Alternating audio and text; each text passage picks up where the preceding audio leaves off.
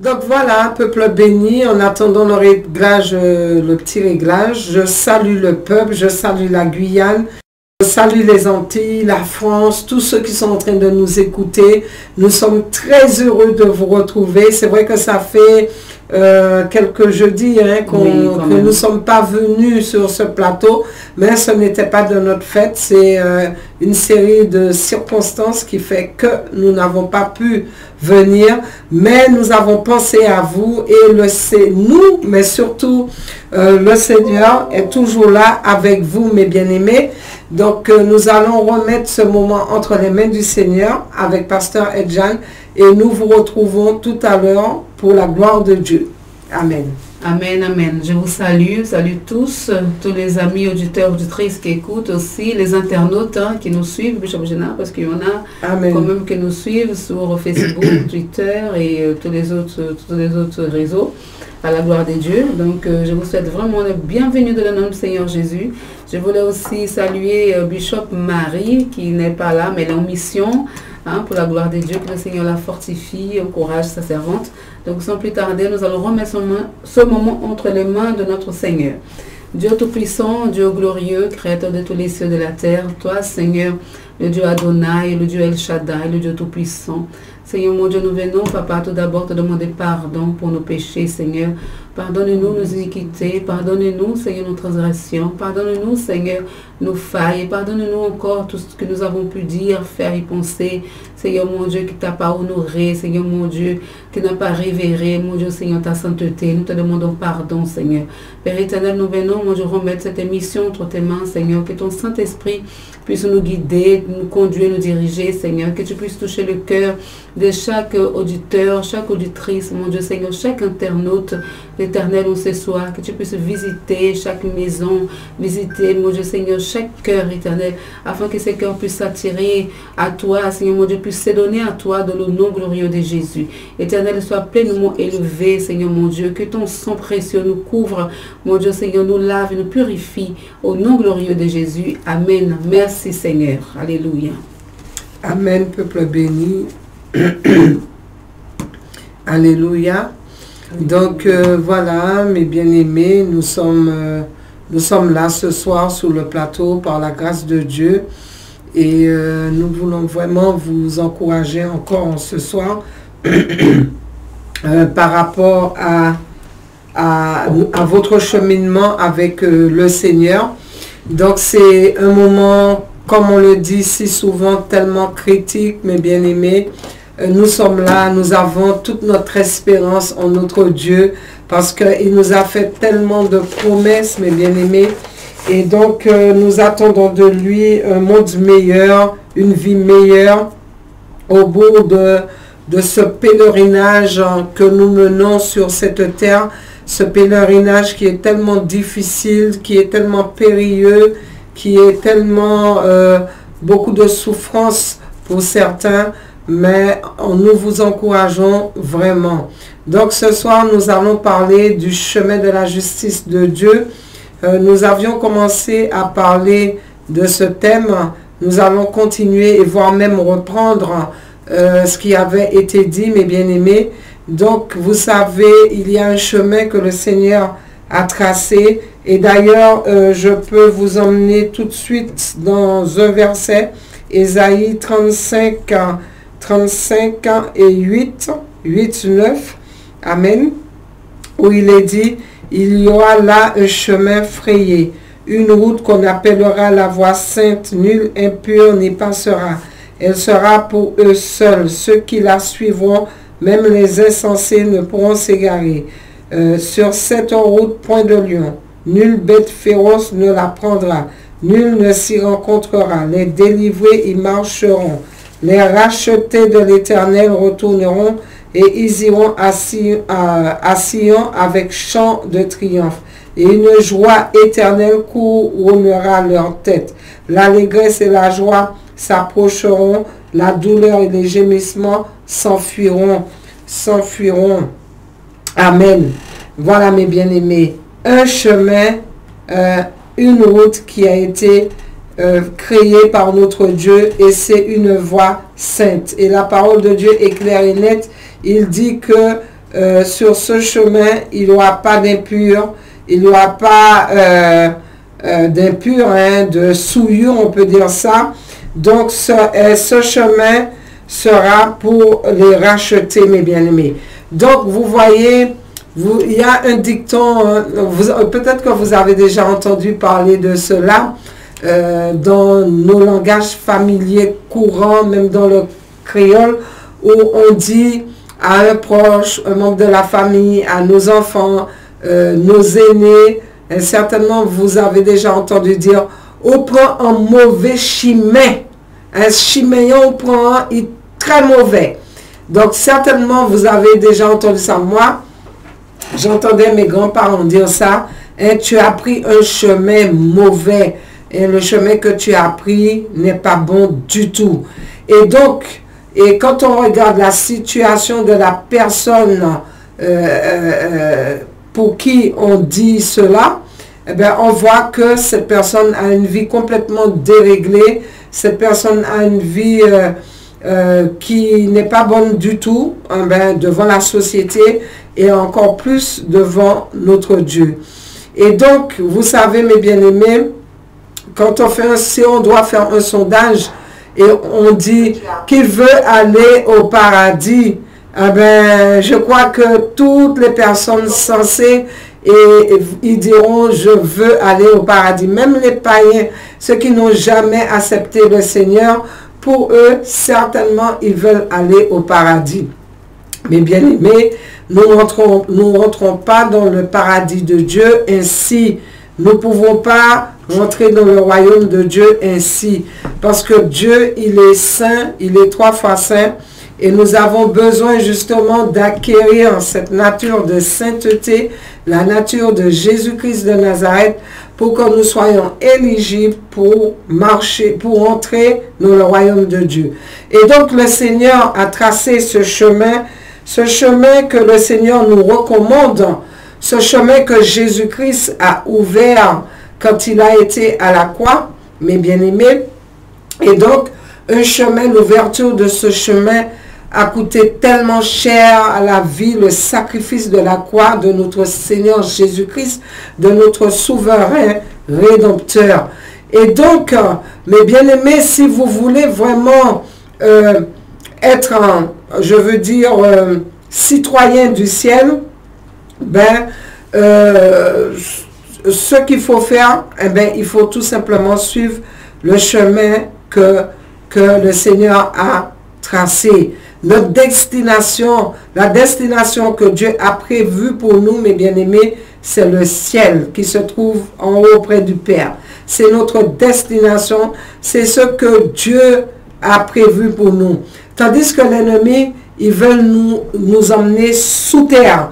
Ils veulent nous emmener dans les lieux, dans le séjour des morts, en enfer. Et Dieu, c'est pas ce qu'il a prévu, ni pour toi, ni pour moi, ni pour personne. Donc, mes bien-aimés, il est très important que nous avons, et de savoir que nous avons la possibilité d'amener l'atmosphère céleste ici-bas par la Dieu et la manifestation de son esprit. Mes bien-aimés, en suivant les voies de Dieu, en vivant comme Dieu nous le demande, nous avons cette possibilité. Il est dit dans Jérémie 21, 8, il est dit, tu diras à ce peuple, ainsi parle l'Éternel, voici je mets devant vous le chemin de la vie et le chemin de la mort. Il y a deux chemins qui se présentent à nous, deux chemins qui existent sur cette terre, le chemin de la vie, le chemin de la mort. Le chemin de la vie, quand il y a l'obéissance, parce que nous savons que le chemin de la désobéissance amène à la mort, puisque la Bible dit que le salaire du péché, c'est la mort.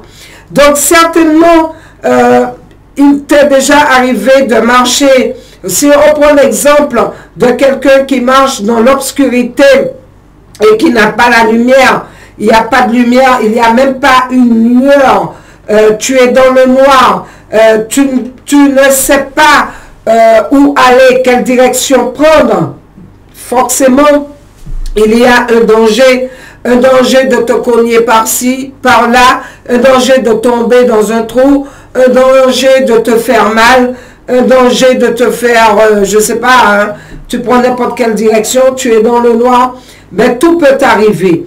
Donc tu as beaucoup de craintes. D'ailleurs, dans l'obscurité, dans le noir, là où il n'y a pas de lumière, tu as beaucoup de craintes, de peur, et vous vous demandez si vous avancez dans la bonne direction, ou vous pouvez même marcher à tâtons, hein, quand on est vraiment dans la réalité de l'obscurité. Vous avez tendance à allonger vos bras pour voir si vous touchez à quelque chose. Vous marchez à tâtons. Vous avez vu un aveugle, comment il se déplace. Il est complètement dans les ténèbres. Il a un bâton. Il tâtonne son bâton devant pour voir s'il n'y a pas d'obstacle. Et certainement, il n'est pas rassuré. Certainement, il a la crainte. Certainement, il a la peur. Et mes bien-aimés, quand nous n'avons pas Dieu dans notre vie, quand nous n'avons pas la lumière de Dieu dans nos vies, nous ne sommes pas éclairés par Dieu, mais notre âme est dans cette angoisse, quand bien même ta chair semble vouloir s'amuser, semble vouloir faire les choses charnelles, mais ton âme au-dedans de toi a une crainte, a une peur, il manque quelque chose. Et donc, c'est comme cela que le monde est, plongé dans les ténèbres. Plongé, mes bien-aimés. Et donc, la Bible parle des ténèbres comme un symbole qui représente le mal, qui représente l'erreur, qui représente l'incertitude, qui représente la mort, qui représente l'échec, si vous préférez. Il est si facile de se perdre dans la nuit, c'est le chemin large. Amen. Le chemin de l'obscurité, le chemin des ténèbres, c'est le chemin large que beaucoup ont pris. Donc, sur ce chemin très large, sur ce chemin spacieux, sur lequel il y a beaucoup de personnes qui se positionnent, plus de la moitié des hommes, des humains, très peu de chrétiens d'ailleurs ont trouvé le véritable chemin. Très peu d'églises de chrétiens ont trouvé le véritable chemin. Donc, ce chemin est bien tracé aujourd'hui et bien rempli aujourd'hui, malheureusement. Pourquoi? Parce qu'ils se sont trompés de dirigeants ou de guides. Voilà. Ils se sont trompés de guides. Tout est certainement trompé de guide. La personne qui se retrouve sur ce chemin large, ténébreux, il s'est certainement trompé de guide. Et de guide dans ce monde. Et il est dirigé par des goûts complètement corrompus. Donc ce chemin large se trouve beaucoup, il emmène beaucoup à la perdition. C'est un chemin, comme on a déjà dit, de destruction, un chemin d'égarement, un chemin qui est là, qui est ouvert depuis la désobéissance d'Adam et Ève et qui conduit l'homme à la mort, mais quelle mort? Malheureusement, à la mort éternelle. Et donc, mes bien-aimés, ce chemin mauvais, ce chemin de séduction charnelle débouche finalement sur une porte large derrière laquelle se cachent les flammes ardentes de l'enfer. Voilà, mes bien-aimés, le chemin large, pour ceux qui ont emprunté ce chemin, je vous donne une clé ce soir. Derrière cela se cachent les flammes ardentes de l'enfer. Tandis que quand nous prenons le chemin de Dieu, ce chemin frayé, cette route frayée par Dieu, cette voie sainte, c'est pour nous emmener, la parole de Dieu dit, à Sion, c'est pour nous emmener dans la gloire de Dieu. Et la parole de Dieu nous dit qu'il y aura une joie éternelle. Cette joie éternelle couronnera notre tête. L'allégresse et la joie s'approcheront. Et en plus, la douleur, les gémissements s'enfuiront. Donc, là, notre destination, il n'y aura pas de souffrance sur ce chemin que Dieu a tracé. Amen. Donc, ce chemin qui est ce chemin de la désobéissance, c'est un chemin, mes bien-aimés, qui est dépravé. C'est un chemin obscur. C'est un chemin d'immortalité. De mortalité, pardon. Ce chemin obscur, pardon, c'est de mortalité plutôt. C'est un chemin de mortalité. C'est un chemin de perversion où nous trouvons toutes sortes d'abominations devant l'éternel Dieu Tout-Puissant. C'est un chemin qui te conduit loin de la présence de Dieu. Un chemin, bien sûr, de sécurité où tu es la proie de l'ennemi. La Bible dit que l'ennemi est venu pour détruire, pour dérober et pour tuer. Donc ce chemin, mes bien-aimés, nous trouvons toutes sortes de choses sur ce chemin. Nous trouvons la force idolâtrique sur ce chemin. Et certaines personnes qui sont placées sur ce chemin large de perdition pensent qu'ils sont en direction du royaume de Dieu. Et malheureusement, ils se sont trompés de guide parce qu'ils n'ont pas fait référence à Dieu, le Dieu d'Abraham, d'Isaac et de Jacob, celui qui a donné son Fils unique Jésus-Christ afin que quiconque croit en lui ne périsse pas mais qu'il ait la vie éternelle. Ils n'ont pas choisi ce Dieu-là comme guidant. Ils ont certainement choisi un autre guidant qui est ennemi de Dieu et ennemi de toi-même, ennemi de l'homme. Amen. Donc, après le péché originel, vous savez que Adam et Ève, ils ont dû quitter ce jardin, le jardin d'Éden, ce jardin saint, ce jardin créé des mains de Dieu, là où Dieu résidait, il descendait, la parole de Dieu nous dit, il descendait dans ce jardin continuellement. Son entrée depuis le péché d'Adam et Ève, son entrée fut barrée et la communion avec Dieu fut interrompue. Et l'Éternel, la parole de Dieu dit, vous avez cette opportunité d'aller dans Genèse 3, verset 23-24, où il est dit, et l'Éternel, Dieu, le chassa du jardin d'Éden pour qu'il cultive la terre d'où il avait été pris. C'est ainsi qu'il chassa Adam et il mit à l'orient du jardin d'Éden les chérubins qui agitent une épée flamboyante pour garder le chemin de l'arbre de vie. Mais bien aimé, comme je le dis, le Seigneur aurait pu barricader cet arbre pour empêcher l'homme d'y accéder. Mais nous pouvons dire que Dieu permet que cela arrive parce que l'amour de Dieu est quelque chose que l'on ne peut pas forcer, mes bien-aimés. Le Seigneur ne va jamais te forcer à l'aimer, ni influencer, ni manipuler, mais qui doit être accordé librement. C'est pour cela que le Seigneur nous laisse libre de faire nos choix. Mais il nous dit, si tu prends le chemin de la désobéissance, c'est un chemin qui t'emmène aux portes de l'enfer, à la mort éternelle. Tandis que si tu prends le chemin qu'il a tracé avec les directives qu'il te donne, le comportement que tu dois avoir sur ce chemin, c'est un chemin qui t'emmène à lui. Et donc, bien-aimé, c'est pour cela que le Seigneur nous laisse libres. Dieu n'est pas un Dieu manipulateur. Il n'est pas dans la manipulation, parce que la manipulation, mes bien-aimés, c'est une forme de sorcellerie. C'est pour cela que le Seigneur voit ses enfants qui sont indociles à sa parole, des enfants rebelles qui partent sur ce chemin large. Le cœur de notre Dieu, le cœur du Saint-Esprit est vraiment attristé alors qu'il appelle à la repentance, alors qu'il appelle à une vie de sainteté, alors qu'il appelle à une vie selon la justice de Dieu. Nous voyons un peuple qui a choisi malheureusement ce chemin de destruction. Et donc, Adam et Ève, Dieu qui avait créé très minutieusement, en créant Adam et Ève ce chemin, il les avait, mes bien-aimés, dotés de nombreux dons particuliers. Et il leur avait donné un environnement qui était tellement merveilleux. Il leur avait révélé, bien sûr, les termes de son alliance.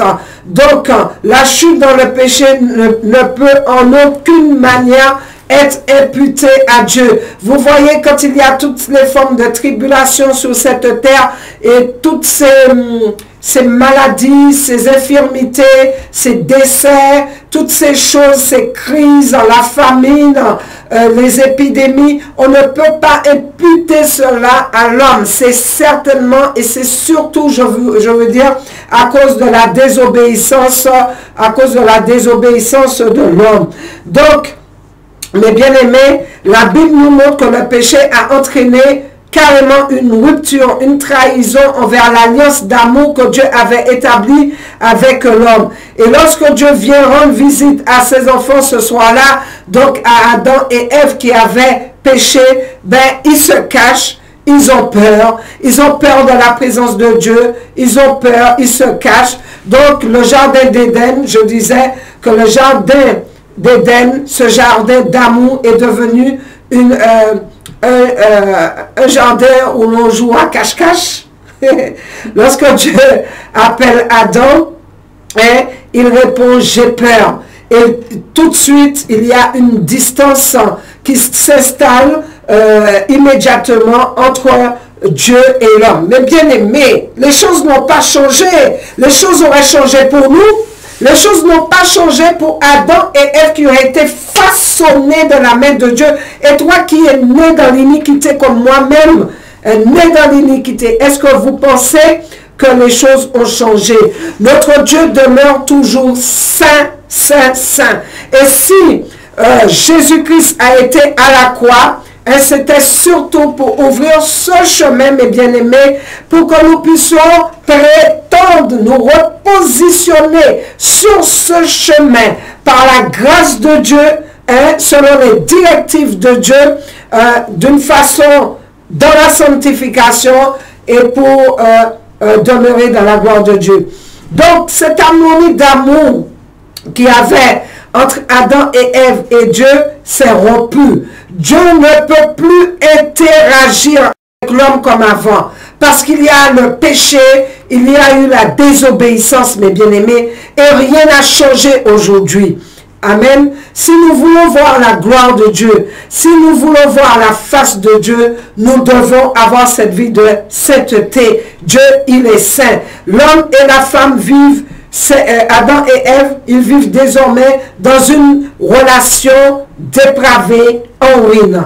Et donc cette relation qui a été trahie, puisque c'est une trahison, mes bien-aimés, c'est une trahison, ça a emmené la souffrance, nous voyons, ça a emmené bien sûr la mort, mais ça a emmené la souffrance, par exemple, de la maternité, et la nature est devenue hostile à l'homme, et les animaux éviteront l'homme, et beaucoup d'entre eux constitueront un danger constant pour l'homme. Les animaux vont se dévorer entre eux, donc ça a une impact sur toute la nature, sur les animaux, sur l'homme, les conséquences de la chute, de la désobéissance, ce sont des conséquences très graves. Le chemin qui menait à l'arbre de vie a été barré et bien sûr notre pèlerinage sur cette terre est devenu loin de la face de Dieu. Donc, mes bien-aimés, comme je vous ai dit, cette rupture, ce péché a entraîné une rupture de l'alliance qui conduit à l'exil loin de Dieu. Vous voyez les conséquences graves du péché. Il nous met hors du plan de Dieu. Il nous met à côté du chemin que Dieu a tracé. Mais vous savez que Dieu, il est tellement bon, mes bien-aimés, qu'il a frayé ce chemin dans Ésaïe 35:8 que j'ai cité tout à l'heure. Il a tracé ce chemin, le chemin des rachetés. C'est l'Éternel qui dirige les pas de l'homme, mais l'homme peut-il comprendre sa voie? Et nous voyons cela dans Proverbe 20:24. c'est l'Éternel qui dirige les pas de l'homme, mais l'homme peut-il comprendre cela? Donc, mes bien-aimés, il y en a beaucoup qui n'ont pas encore compris. Même si tu vis sur cette terre, tu as la santé, tu as l'argent, tu as le travail, tu as la maison, tu as la femme, le mari, tu as l'autonomie, entre guillemets, eh bien, tu as besoin de la source de vie qui est le Seigneur, parce que c'est lui qui doit te diriger, qui doit diriger tes pas. Mais est-ce que tu peux comprendre cela? Amen. Est-ce que tu peux comprendre cela? Parce que le chemin que tu as emprunté, mes bien-aimés, nous sommes corps, âme et esprit. Nous sommes physiquement sur cette terre, mais nous sommes aussi des êtres spirituels. L'âme est quelque chose qui est invisible, qui n'est pas palpable. Mais bien-aimés, quand quelqu'un décède, vous savez que l'âme, l'esprit, c'est un corps physique et cette personne se dédouble, d'accord? Et la dépouille, la dépouille de corps physique de cette personne reste par terre. Et donc, l'homme se dédouble. Il sort. L'invisible sort du corps. Et donc, quand nous voyons quelqu'un qui est décédé par terre, nous voyons la dépouille. Mais sache que la personne qui vient d'être décédée, lui, il te voit. Il t'entend pendant combien de temps? J'en sais rien. Pendant le temps que son guide, le guide qu'il a choisi sur cette terre, puisse venir le trouver. Mais bien aimé, je ne sais pas combien de temps, si c'est minutes, si c'est heures, si c'est jours, si c'est secondes. Mais en tout cas, quand la personne sort de son corps, il a la possibilité de voir sa dépouille, il voit ce qui se passe autour de sa dépouille, certainement il entend ce qui se dit, mais toi qui es là physiquement sur cette terre, Dieu n'a pas donné le pouvoir de voir ce qui se passe dans l'invisible. Et nous le rappelons que le visible a été tiré de l'invisible. Tout ce que vous voyez dans la nature, etc., c'est Dieu qui l'a créé. C'est le Père des esprits qui l'a créé du haut de son trône. Il a appelé et les choses furent. Donc, mes bien-aimés, l'Éternel, c'est lui qui doit diriger nos pas. C'est lui qui doit nous montrer le chemin. Mais toi, homme, peux-tu comprendre sa voie? C'est un grand chemin, ce chemin que Dieu a tracé. Ce n'est pas n'importe quel chemin, bien-aimé. C'est celui qui t'a créé, qui renouvelle le souffle de vie en toi chaque jour. C'est un grand chemin de sainteté ouvert par notre Seigneur Jésus-Christ, qui se donna lui-même en rançon pour tous pour nous tous, pardon, tous les rachetés, tous ceux qui ont foi en lui. Et ce chemin, mes bien-aimés, pour qu'il soit ouvert, il devait avoir un sang incorruptible qui puisse être coulé, une vie en sacrifice, et c'est la vie du Seigneur Jésus-Christ. Vous voyez, le péché a fermé un chemin et la vie incorruptible d'un homme sans péché, sans défaut, a réouvert ce chemin. Ce chemin est accessible à tous ceux qui ont été rachetés, qui ont accepté la croix de Jésus, qui ont accepté Jésus-Christ de Nazareth comme leur souverain rédempteur, comme leur médiateur, comme leur avocat. Le sang de Jésus, qu'ils ont accepté le sang de Jésus. Ce chemin, c'est un chemin, mes bien-aimés, le chemin des rachetés, c'est un chemin spécial, c'est un chemin étroit, c'est un chemin à ce prix spécial, le prix du sang de Jésus, qui est rendu particulièrement ce chemin qui a été payé, non par l'euro, non par les dollars, non pas la monnaie, toutes les monnaies qu'on peut connaître. C'est un chemin qui a été, pour qu'il soit ouvert, il fallait qu'il y ait un sang qui coule, la vie d'un homme qui soit donnée, mes bien-aimés. Donc ce chemin, par cette grâce, parce que le chemin étant fermé, mes bien-aimés, ce qui nous restait, c'est de nous retrouver dans le couloir de la mort. Nous étions positionnés dans ce couloir qui mène sur ce chemin large.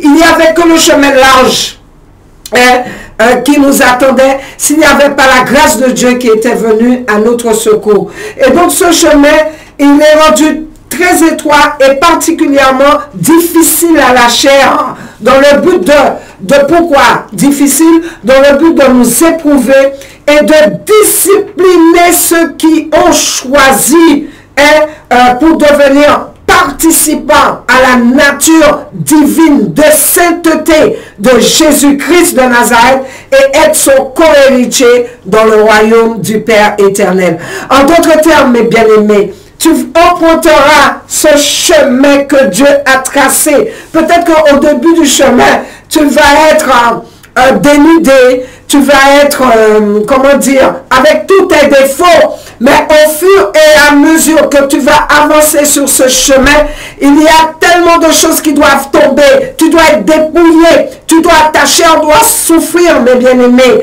Tu dois être éprouvé, tu dois passer par le feu, tu dois mourir à toi-même, tu dois te changer de ta croix. Tu dois avoir la foi, tu dois persévérer et tu dois marcher. Et tu vas subir aussi tellement de choses. Tu vas subir le rejet, tout comme Jésus. Moins que Jésus, parce qu'on ne va jamais subir ce que Jésus a subi. Mais tu vas subir le rejet. Tu vas subir les compréhensions. Ton intelligence va être renouvelée. Tu n'auras plus le même centre d'intérêt parce que tu es placé sur le chemin que Dieu a tracé. Donc, dans Matthieu 7, 13, 14, il est dit, large est la porte et spacieux le chemin qui mène à la perdition et nombreux sont ceux qui entrent par elle, car étroite est la porte et resserré le chemin qui mène à la vie et peu nombreux sont ceux qui le trouvent. Amen. Ce sont des versets que j'ai relevés qui parlent du chemin, et il y a aussi Ésaïe 35, vous pourrez lire et relire ce verset. Pardon. Et donc, mes bien-aimés, pour tous ceux qui ont fait confiance, pour ceux qui ont cru que Dieu nous guide sur ce chemin de vie, ben, il y a une récompense qui nous attend au bout de ce chemin. Amen. Une récompense extraordinaire, mes bien-aimés. Et donc, nous pouvons prendre plusieurs exemples. Hein. Nous pouvons prendre l'exemple de ce qui s'est passé avec le peuple d'Israël quand Moïse il a fait sortir d'Égypte le peuple d'Israël. Donc je ne vais pas être trop longue parce que pasteur Edjan a tellement de choses à dire par la grâce de Dieu. Amen. Alléluia. Donc nous voyons que ce peuple, mes bien-aimés, le chemin que Dieu a tracé au travers de la mer Rouge, c'est une histoire extraordinaire que je veux vraiment vous inviter à prendre connaissance quand vous pourrez. Mais donc ce chemin, tous ceux qui avaient confiance, ils avaient confiance que Dieu avait choisi Moïse pour les sortir d'Égypte, eh bien, ils ont suivi les instructions que Moïse leur a données. Ils ont cru à Moïse, ils ont cru aux instructions que Dieu avait donné à Moïse. Ils n'ont pas eu de doute, malgré qu'ils voyaient que c'était quelque chose qui était difficile, impensable. C'est quelque chose parce que c'était un peuple qui était complètement démuni, c'était un peuple, ils avaient que Dieu avec eux, ils n'avaient pas d'armée puissante, ils n'avaient pas de chars, ils n'avaient pas toutes ces choses, mais ils ont cru à l'envoyé de Dieu et ils ont suivi toutes les instructions. Et donc les conditions de Dieu, ils ont suivi aussi toutes les conditions que Dieu a données. Des fois ça pouvait paraître trop osé, à savoir badigeonner les portes de leur maison par le sang d'un agneau, et c'est comme cela que leur pèlerinage, leur cheminement a commencé. Donc mes bien-aimés, quand on regarde l'histoire d'Israël, Israël était sous la conduite de Dieu, ils se sont engagés dans une vallée. Et cette vallée, est bouché à l'extrémité de la mer Rouge. Et ils se sont engagés, ils ont pris la fuite, ils se sont engagés, ils sont partis. Le pharaon, dans un premier temps, a laissé partir sans partir. Et donc, à l'extrémité, il y avait la mer Rouge. Donc, des deux côtés, les deux côtés sont bouchés par des collines. Et voici, il y a le pharaon qui vient par l'arrière. La mer Rouge devant et le pharaon qui vient par l'arrière. Et donc, le retour, mes bien-aimés, évidemment, est possible.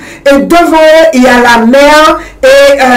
Il y a la mer et comment dire ça, il n'avait pas idée qu'il pouvait avoir un passage par la mer, puisqu'il n'y avait pas de pirogue, il n'y avait pas de radeau, il n'y avait pas de bateau, il n'y avait pas, allez voir si ça avait nager, je ne sais même pas. Donc, pas de canot, pas de pirogue, pas de ces choses-là, pas de navire, pas de bouée. Et ils étaient en train de se demander, mais est-ce que, peut-être ils se posaient la question, est-ce que c'est un piège? Et on pourrait comprendre justement toute cette peur, cet affolement, cette agitation qu'il pouvait avoir au niveau du peuple d'Israël. Donc, vous voyez, imaginez-vous ce camp, cet immense camp. Le peuple d'Israël était un immense camp où il y avait enfants, il y avait vieillards, il y avait animaux. Et l'armée qui était la plus puissante de l'époque, mes bien-aimés, composée avec des combattants d'élite. Et donc, ce peuple se retrouve devant la mer Rouge, derrière eux, eh bien, leur ennemi. Donc, les enfants d'Israël, ils ont eu cette grande frayeur. Et bien sûr, ils ont crié à l'Éternel, mes bien-aimés. Ils ont crié à l'Éternel. Et c'est à cette occasion que Dieu va glorifier son nom, que Dieu va montrer son autorité.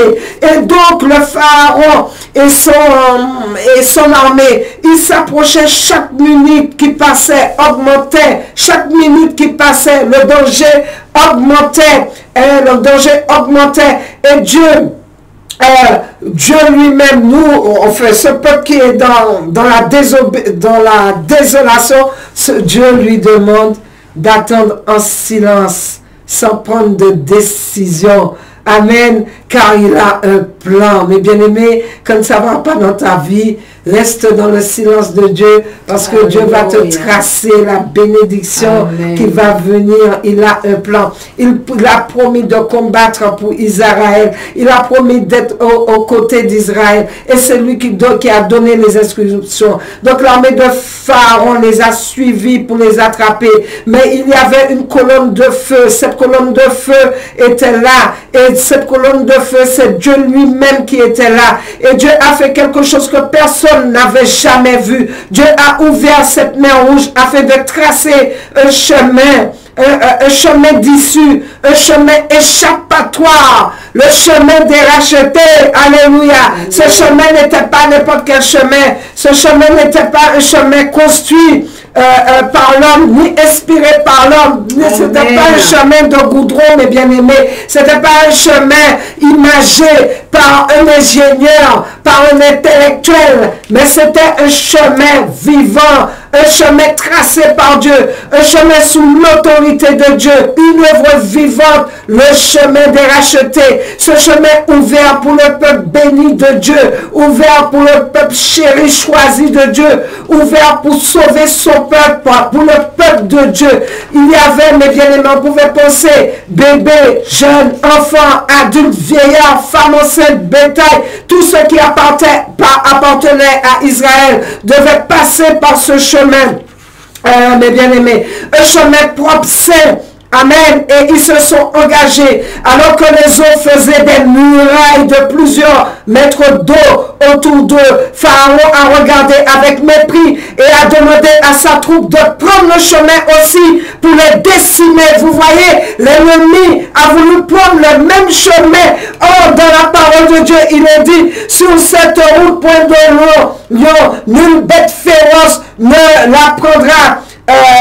Nul ne s'y rencontrera, les délivrés y marcheront. Mes bien-aimés, et donc Mais ce que le Pharaon, il ne savait pas, il ne connaissait pas tous ces détails-là, et il a emprunté ce chemin. Ils étaient comme des insensés, mes bien-aimés, le peuple ennemi de Dieu.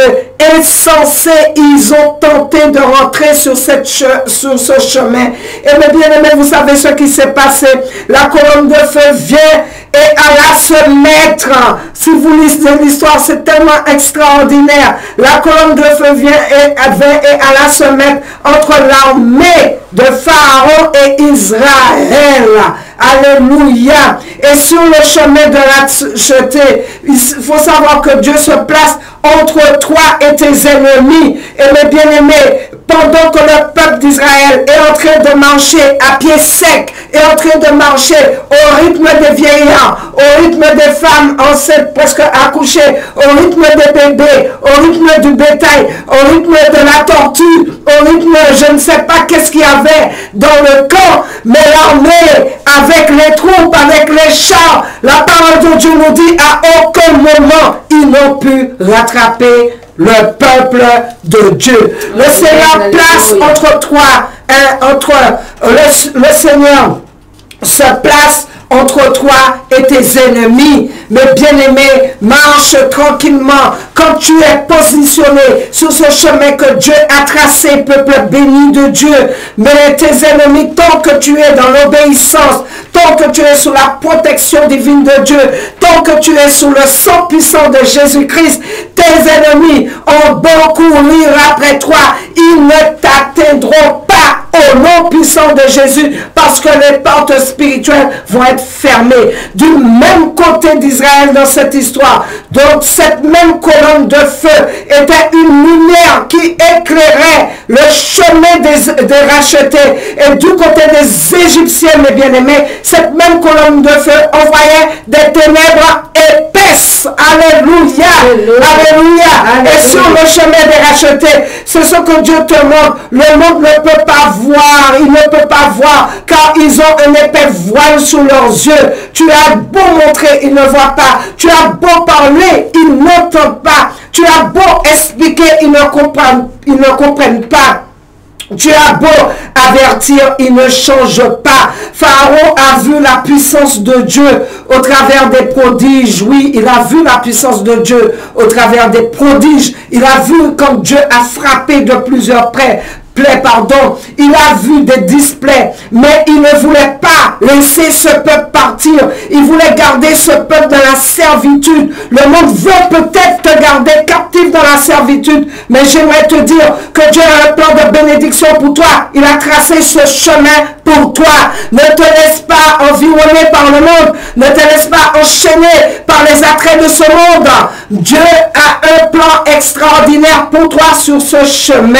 Le chemin du salut, le chemin qui te mène dans son éternité, l'éternité de Dieu, le chemin qui te mène à lui, un chemin sanctifié. Mais Dieu avait choisi Pharaon à dessein, comme exemple, on peut dire, pour faire connaître son nom à toute la terre, mes bien-aimés. Pharaon avait les chevaux très puissants et courait très rapidement avec beaucoup d'efforts. Et dans cette course folle, les Égyptiens, comme je vous ai dit, n'ont jamais pu rattraper le camp d'Israël. Donc, pendant qu'il marchait à petits pas, il n'arrivait pas à les rattraper. Il n'arrivait pas à rattraper même le vieillard avec sa canne.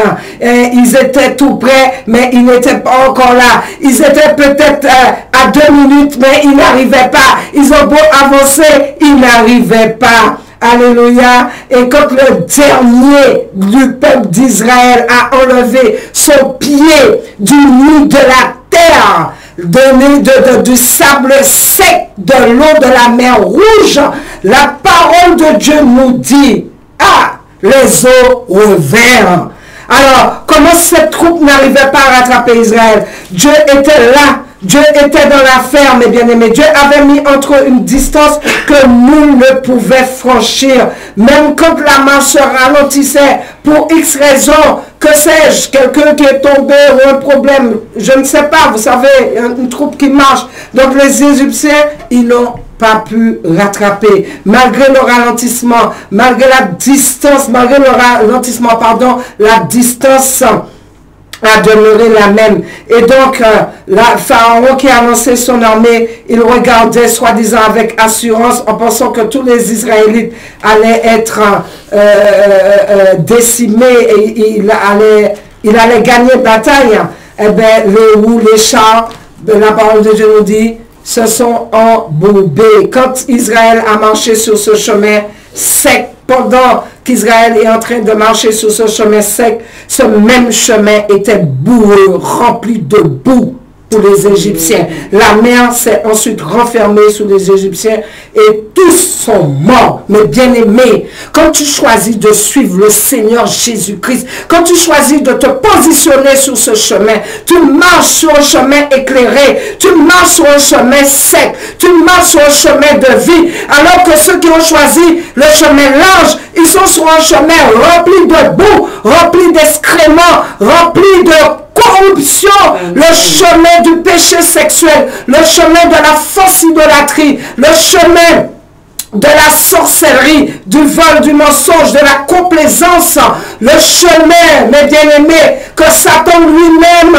comme c'est un imitateur, il veut tout faire. Eh bien, pendant que Dieu trace le chemin qui mène à la vie, lui-même, ce chemin qui est déjà bien ouvert pour lui et qu'il attend au bout du chemin, ce qu'il attend, c'est les flammes de l'enfer. Il veut toujours emmener l'homme sur ce chemin. Mais bien-aimé, j'aimerais te dire qu'il est temps que tu fasses demi-tour sur ce chemin. Change de direction et viens te repositionner sur ce chemin, le chemin que Dieu a tracé au nom de Jésus. Pour toi, il y a une grâce.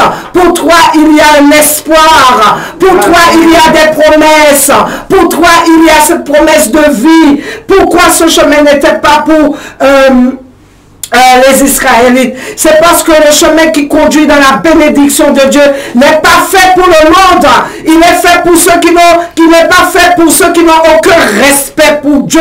Le monde qui est représenté par l'Égypte, le monde est ennemi de Dieu. Tu ne peux pas emprunter ce chemin de sainteté sans avoir accepté de suivre le Seigneur Jésus-Christ, sans avoir répondu à l'appel de Dieu, sans être repenti. Jésus est le chemin, la vérité et la vie, mes bien-aimés.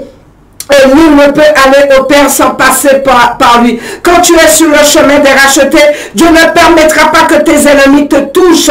Il prend soin de toi. Rassure-toi, mes bien-aimés, en ce soir que tu es sur le bon chemin, car il y a des chemins similaires, il y a des chemins parallèles, il y a des carrefours, il y a tellement de chemins, mais ce n'est pas le bon chemin. Sur le chemin des rachetés, c'est Dieu qui guidait, c'est Dieu qui éclairait, c'est Dieu qui montrait la direction. C'est Dieu qui a tracé un chemin, une direction pour arriver à un lieu précis, c'est-à-dire à Canaan, là où coule le lait et le miel, mais il devait passer d'abord par le désert. C'est Dieu qui guide sur ce chemin. Et quand cette nuée s'arrêtait, le camp d'Israël savait qu'il devait s'arrêter, mes bien-aimés. Il observait toutes les directives de Dieu sur ce chemin. Comment tu peux décider que tu vas adorer d'une façon quelconque? C'est Dieu qui décide l'adoration. C'est Dieu qui décide ton habillement. C'est Dieu qui décide ta marche. C'est Dieu qui décide quand tu dois te lever. C'est Dieu qui décide quelle direction que tu dois prendre. Ils ont été toute leur vie, le peuple d'Israël, ils ont été toute leur vie esclaves depuis des générations. Et voici maintenant, ils sont libres. Pas ce que c'est que la liberté chez les autres. Ils vont maintenant apprendre à vivre libre, à passer de statut d'homme esclave à statut d'homme libre. Ils deviennent le peuple de Dieu libre. Mais ta liberté, ce n'est pas pour faire n'importe quoi. L'exode, mes bien-aimés, c'est l'illustration de la rédemption. Nous changeons de statut. Nous étions esclaves de Satan et maintenant nous devenons enfants de Dieu libre, des enfants de Dieu. La liberté du peuple d'Israël signifiait changer de maître, changer de loi, changer de décret. Amen. Aujourd'hui, ce chemin, il est spirituel. Alléluia. Jean-Baptiste a préparé le chemin en demandant au peuple de se repentir et de se baptiser. Jésus est venu avec le flambeau de l'évangile afin de tracer et de nous révéler le chemin. La parole s'est faite chair, la parole de Dieu nous dit, et les siens ne l'ont pas reconnu, mes bien-aimés. Ce chemin se trouve au travers de la Bible, de la Genèse à l'Apocalypse, et te donne toutes les directives, mes bien-aimés. Beaucoup d'églises ne font plus la volonté de Dieu, ne sont pas dirigées par le Saint-Esprit, et c'est le Saint-Esprit qui doit nous éclairer, c'est le Saint-Esprit qui doit nous guider sur ce chemin. Ces églises sont dans des organisations, dans des structures dictées par l'homme et non pas par le Saint-Esprit, au lieu d'être véritablement sous la couverture de Dieu. Donc, ils sont ils sont positionnés, beaucoup d'églises malheureusement, censées être la lumière du monde, sont positionnés sur le chemin large. Donc, la parole de Dieu dit qu'il est le chemin. Jésus-Christ est le chemin, la vérité et la vie. Nul ne peut aller au Père sans passer par notre Seigneur Jésus-Christ. Dieu, dans sa miséricorde, a envoyé Jésus-Christ, son Fils unique, mais bien-aimé, à la croix, afin que quiconque croit en lui ne périsse point, mais qu'il ait la vie éternelle.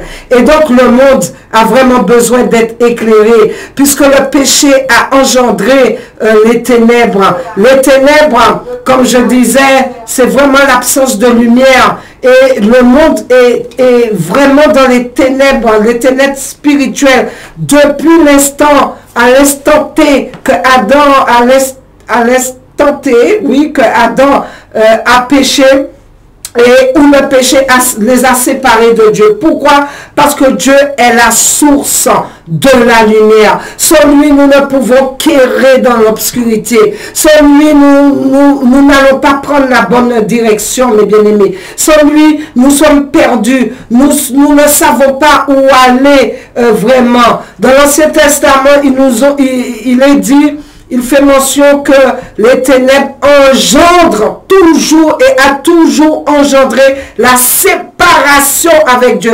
Et qu'est-ce qui amène les ténèbres? C'est le péché. Et c'est pour cela ce soir, nous appelons la Guyane, nous appelons la France, nous appelons la Caraïbe, nous appelons les nations à se repentir, à revenir à Dieu, à revenir à cette source de vie, à revenir à la lumière de Dieu, à revenir à l'évangile saint de Dieu, afin que vous soyez éclairés et que vous soyez positionnés sur ce chemin.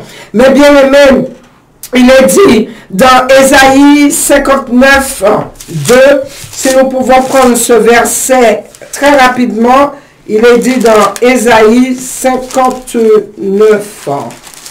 J'espère que vous êtes là avec moi.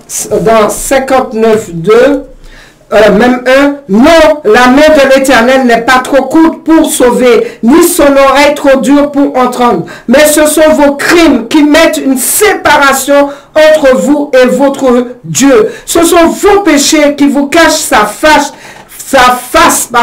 et l'empêche de vous écouter, car vos mains sont souillées de sang et vos doigts de crime. Vos lèvres profèrent le mensonge, vos langues fait entendre l'iniquité. Nul ne se plaint avec justice, nul ne plaide avec droiture. Ils s'appuient sur des choses vaines et disent des faussetés. Ils conçoivent le mal et enfantent le crime. Ils couvent des œufs de basilic et ils tissent des toiles d'araignée, etc. Donc vous voyez, le Seigneur vous dit en ce soir, vous ne devez plus marcher dans cette direction large qui est le chemin de la perdition. Donc voilà, donc s'il fallait continuer sur cet épisode, mes bien-aimés, nous aurions parlé de ce qui se passait depuis dans l'Ancien Testament, dans l'Ancienne Alliance, avec les sacrifices d'animaux qui étaient offerts dans le tabernacle et qui symbolisaient bien sûr la préfiguration de Jésus-Christ à la croix. Et lorsque l'animal était sacrifié, nous avons le souverain sacrificateur, il prenait le sang et il rentrait dans le tabernacle.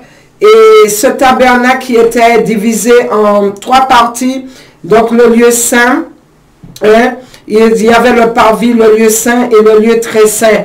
Et le parvis était accessible à tout le monde, même aux non-juifs. Le lieu saint n'était pas n'était accessible qu'aux prêtres de l'époque, aux lévites, voilà. Et la 3e partie du lieu très saint était accessible aux souverains sacrificateurs. Donc il y avait ce voile aussi qui séparait le lieu saint du lieu très saint, là où se trouvait la puissance, la Shekinah, la gloire de Dieu qui se manifestait. Donc la présence de Dieu se manifestait dans ce lieu. Donc l'accès était strictement interdit, mes bien-aimés. Écoutez bien ce que je vous dis.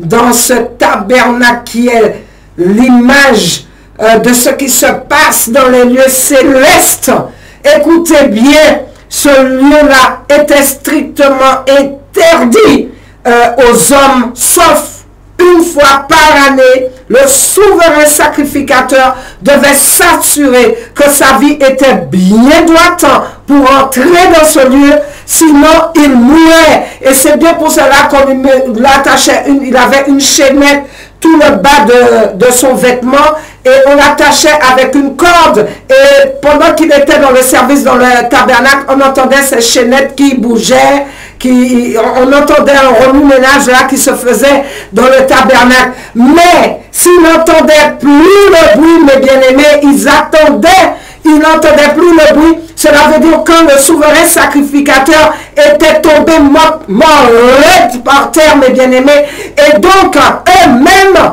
qui n'avaient pas de doigt, c'était interdit, ne pouvaient que le tirer. Ils ne pouvaient même pas rentrer pour enlever la dépouille, ils pouvaient que le tirer. Donc c'est quelque chose de sérieux, mes bien-aimés, pour entrer dans la présence de Dieu. Et c'est pour cela, la parole de Dieu nous dit que lors de l'enlèvement, mes bien-aimés, le Seigneur, la parole de Dieu dit, le Seigneur Jésus-Christ, quand il viendra, au cri de l'archange, les morts en Christ, ils ressusciteront d'abord. Nous n'allons pas devancer ceux qui sont morts. Ils vont ressusciter d'abord. Et nous allons être transformés en ce corps incorruptible, en ce corps immortel, revêtu de la gloire de Dieu, pour que nous puissions entrer dans le royaume de Dieu. Peuple béni, nous ne pouvons pas rentrer avec le péché.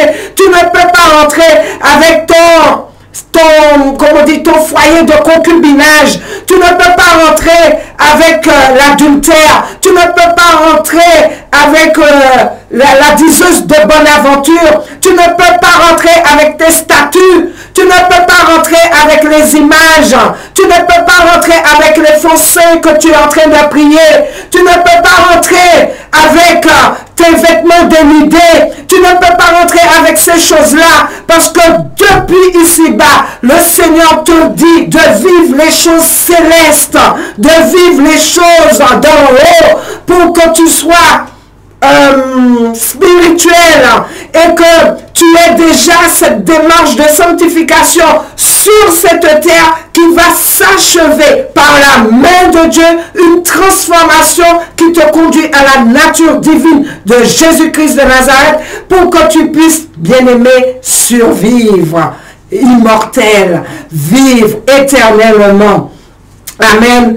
Donc, mes bien-aimés, c'est tellement puissant.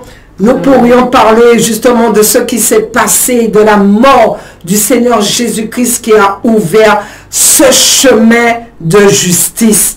Donc je vais laisser l'opportunité à pasteur Edjan qui a des choses à dire sur ce chemin. Et la prochaine fois, nous allons parler du tabernacle, nous allons parler de la croix, nous allons parler du corps de Jésus qui a été déchiré, le voile du temple qui a été déchiré, mes bien-aimés. Nous allons parler du prix de ce chemin que beaucoup méprisent, ce chemin que beaucoup ne veulent pas, ce chemin que beaucoup, ils ont honte, parce qu'ils ont honte du changement, ils ont honte de changement d'attitude, de changement de comportement, de changement de fréquentation, de changement de vêtements. Ils ont honte de ce chemin. Mais ce chemin, permettez-moi de vous dire que c'est le chemin de la justice de Dieu. C'est là, au bout de ce chemin, que tu auras cette vie confortable que tu cherches à n'importe quel prix sur cette terre. Et au bout de ce chemin, tu auras la santé à perpétuité. Tu auras quoi? Tout. La joie, l'amour, le bonheur, tout en abondance. Tout ce que vous cherchez misérablement, que nous cherchons misérablement sur cette terre, eh bien, tout cela nous attend au bout du chemin. Amen. Notre Seigneur Jésus-Christ, qui est le chemin, la vérité et la vie, est en train déjà de revenir pour récupérer les rachetés qui ont accepté ce chemin de justice. Shalom à tous. Je laisse la place à Pasteur Edjam. Amen, amen, Bishop Gena. Vraiment un message très puissant, amen, qui nous rappelle encore combien nous devons marcher dans le chemin du Seigneur. Et je vais prendre avec vous dans le livre de Jérémie, nous n'avons pas beaucoup de temps, Jérémie chapitre 6, verset 16. Voilà ce que le Seigneur nous dit ce soir encore. Le Seigneur veut encore nous parler. Ainsi parle l'Éternel, placez-vous sur le chemin, regardez, et demandez quels sont les anciens sentiers, quelle est la bonne voie, marchez-y, et vous trouverez le repos de vos âmes. Mais ils répondent, non, nous n'y marcherons pas. Voilà ce que beaucoup répondent aujourd'hui, Bishop Gena. Quand on leur parle, marchez dans le chemin du Seigneur, comme tu viens de faire l'appel. Marche dans le chemin du Seigneur. Marche dans les voies de l'Éternel. Le Seigneur Jésus est le chemin, la vérité, la vie. Viens dans le chemin de la sainteté. Viens dans le chemin de la droiture. Fais le bien, ne fais pas le mal. Le Seigneur donne des conseils. Le Seigneur parle, mais qu'est-ce qu'ils disent? Non, nous n'y marcherons pas. Nous ne le ferons pas. Et là, je continue. J'ai mis près de vous, donc le verset 17, j'ai mis près de vous des sentinelles. Voilà ce que le Seigneur nous donne aujourd'hui. Nous sommes des sentinelles qui nous sommes là en train de parler, d'avertir. Le Seigneur a mis des sentinelles. Le Seigneur a mis des ministres. Le Seigneur a mis des pasteurs. Le Seigneur a mis des leaders pour pouvoir parler, pour pouvoir prêcher, pour pouvoir dire ces paroles. Et là, qu'est-ce que le Seigneur dit? J'ai mis près de vous des sentinelles. Soyez attentifs au son de la trompette. Mais ils répondent, nous ne serons pas attentifs. Non, non, non, non, on ne va pas écouter. Et puis on va boucher les oreilles. C'est ce qui se passe aujourd'hui. Aujourd'hui, nous sommes là à travers cet outil qui c'est la radio. Et là, nous sommes en train de parler encore. Sois attentif à la parole du Seigneur. Sois attentif à la trompette qui sonne. On se soit pour toi et qui te dit, repens-toi. Qui te dit, marche dans le chemin. Le Seigneur Jésus est le chemin, la vérité et la vie. Le Seigneur te donne aujourd'hui le conseil de choisir le bien, de choisir la voie, de choisir la vie. Mais aujourd'hui, qu'est-ce que beaucoup répondent? Non, non, non, on n'écoute pas cette sœur-là. Pourquoi on va l'écouter? Non, non, non, non. Et puis, on passe outre et on continue à marcher dans le chemin des insensés. Et voilà, c'est pourquoi le Seigneur dit, c'est pourquoi écoutez nation, écoutez Guyane, écoutez Martinique, écoutez Madinina, écoutez Guadeloupe, écoutez les Caraïbes, tous ceux qui écoutent ce soir. Parce que nous sommes aussi dans les réseaux sociaux. Écoutez tous ceux sur Facebook, tous ceux qui sont sur Twitter, tous ceux qui seront sur YouTube. Écoutez ce que le Seigneur dit. C'est pourquoi écoutez, nation. Sachez ce qui leur arrivera. Assemblée des peuples. Écoute, terre. Le Seigneur parle à la terre entière. Le Seigneur ne parle à la terre entière. Le Seigneur ne fait pas exception de personne là ce soir. Et le Seigneur dit, voici, je fais venir sur ce peuple le malheur. Vous comprenez maintenant pour quel motif les malheurs arrivent. Et des fois on dit, mais Dieu voit les choses, Dieu ne fait rien, mais qu'est-ce qui se passe, je ne comprends pas. Et il y a de ceux qui se disent saints, se disent parfaits. Mais je ne fais aucun mal, je ne fais de mal à personne, j'ai un bon cœur. Tout le monde est en train de se dire, j'ai un bon cœur, mais je n'ai rien fait de mal. Je ne comprends pas pourquoi j'ai ce malheur de ma vie. Et bien voilà, écoutez Je fais venir sur ce peuple le malheur. Et aujourd'hui, sachez que le malheur aussi, le malheur vient de l'Éternel. Parce qu'il y a de ceux qui ont beaucoup trop entendu depuis longtemps dans les églises assises. Dieu, Dieu d'amour, Dieu de bonté, Dieu de miséricorde. Ah, mon Dieu, c'est Dieu. Oh, le bon Dieu, le bon Dieu. Comme si sous le bon Dieu, il n'y a pas de malheur qui vient du bon Dieu. Mais pourquoi le malheur vient du bon Dieu? Parce que il te dit, marche dans le chemin. Marche de la voie sainte. Marche de la vérité. Mais tu dis, non, non, je ne vais pas marcher. Non. Le Seigneur dit, écoute, sois attentif. Non, on ne va pas écouter. Et voilà ce que le Seigneur fait. Voici, je fais venir sur ce peuple le malheur. Fruit de ses pensées. Alors là, et le fruit des pensées de l'homme, Bishop Gina, laisse tomber. Dans les pensées de l'homme, il y a tellement de choses tortueuses dans les pensées, tellement de choses qui traversent les pensées de l'homme. Donc imaginez, le Seigneur, voilà, te laisse, voilà le malheur, le fruit de tes pensées. Car ils n'ont point été attentifs à mes paroles. Ils ont méprisé ma loi. Aujourd'hui, on méprise la loi de l'Éternel. On méprise le commandement de l'Éternel. On dit, ah, mais tout ça, c'est dépassé. Tout ça, c'est ancien. Ah, cette parole-là, cette Bible-là, c'est quelque chose d'ancien. Aujourd'hui, on est trop moderne. Ah non, ça, c'est trop.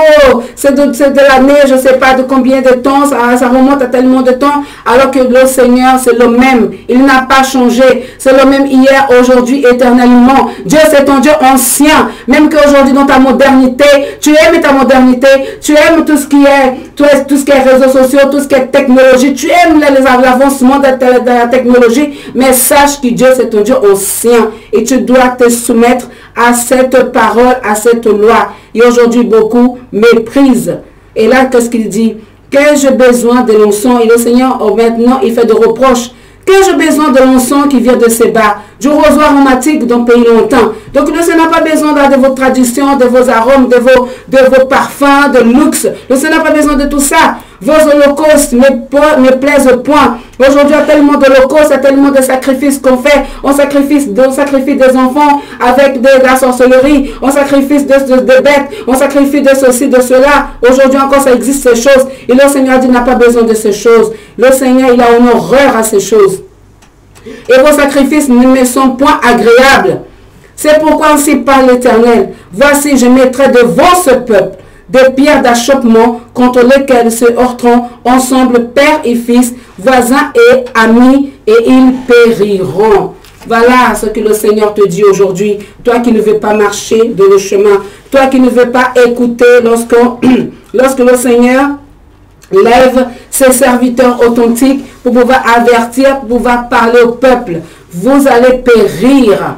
Vous périrez. Et sachez que le Seigneur ne prend pas plaisir de la mort de ceux qui meurent. Le Seigneur ne sait pas ce que le Seigneur attend. Le Seigneur ne veut pas la mort du méchant. Il veut tout simplement qu'il se convertisse et qu'il change. Comme Bishop Gina a dit tout à l'heure, change de direction, change de chemin. Si aujourd'hui tu es dans ce mauvais chemin, change. S'ils te disent, viens avec nous, dressons des embûches, versons du sang, tendons des pièges à celui qui se repose en vain sur son innocence, engloutissons tous vivants, comme le séjour de mort. Non, ne les va pas.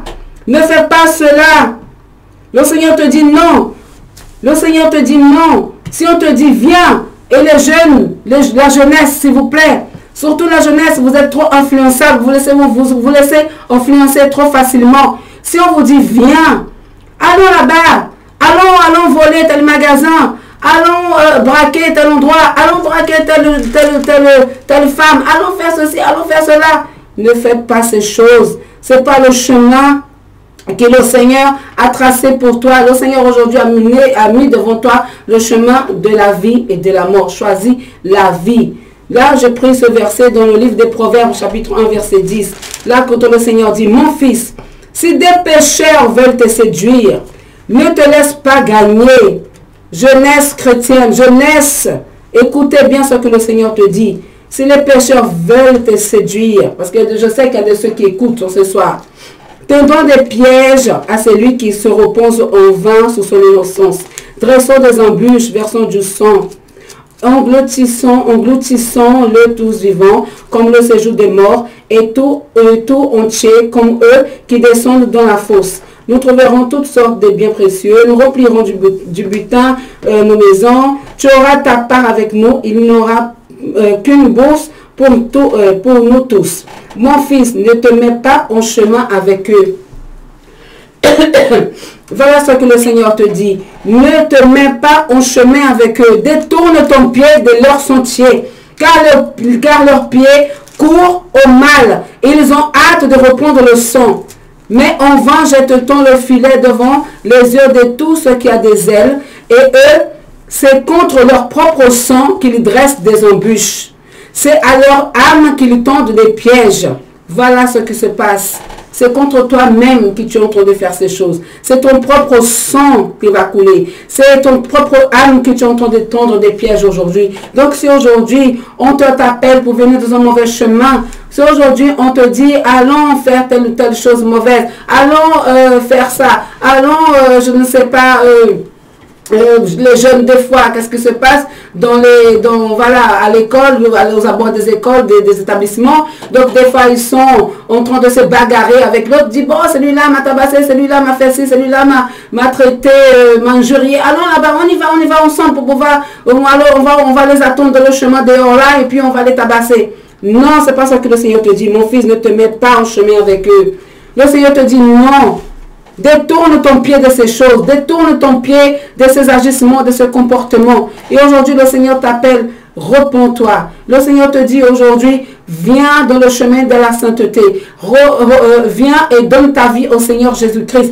Toi qui n'as pas encore donné ta vie au Seigneur Jésus, aujourd'hui, le Seigneur t'appelle à venir, à rejoindre la bergerie. Car le Seigneur, il a des choses extraordinaires pour nous. Donc aujourd'hui, le Seigneur veut vraiment nous interpeller pour que nous puissions changer de chemin, entendre l'instruction et ne pas mépriser les instructions que le Seigneur nous donne aujourd'hui. Amen. Merci Seigneur. Nous allons parler parce que l'heure, alléluia, gloire Amen. À Jésus. Amen, peuple béni. Donc nous avons vraiment parlé, nous pourrions parler aussi de l'exemple de Daniel, que le chemin que Dieu, mais tout ça, c'est pas fini. Nous allons poursuivre cette prédication, mais bien aimé, le chemin que Dieu avait tracé pour Daniel, comment Daniel qui était dans une posture où il était en captivité et il est resté bien sûr par la foi, hein, c'est un homme de foi sur le chemin que Dieu avait tracé pour lui. Et donc il y a encore d'autres exemples, mes bien-aimés. Donc nous allons, tout cela c'est pour vous encourager, pour que vraiment soit vous êtes sur le véritable chemin, vous puissiez persévérer sur ce chemin, ou soit vous n'êtes pas encore sur ce chemin, que vous puissiez enfin prendre la décision de vous positionner sur Amen. Ce chemin, parce que ce chemin il est tellement resserré qu'il est en train de se refermer, mes bien-aimés. Et sachez que ce chemin vous appelle, ce chemin doit vous attirer, vous appeler, et vous devez revenir sur ce chemin, là où se trouve la vie éternelle, là où il vous conduit à la vie éternelle. Donc que cette parole puisse vous bénir. N'oubliez pas nos contacts, hein. C'est le 0694 38 15 30 pour moi-même, Bishop Gina. Et il y a le numéro de pasteur Edjan qui va donner son numéro. 06 94 45 96 02. Voilà. Et le numéro de pasteur Maxime qui est à la technique. Donc vous avez le choix qui est le 0694 22 41 17.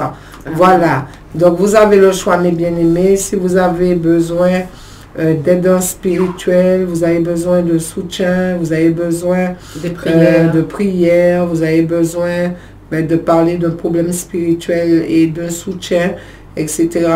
Et vous voulez aussi, vous avez cette possibilité aussi de venir au culte, hein, avec nous. Amen. Amen. Donc, vous pouvez appeler ces numéros de téléphone.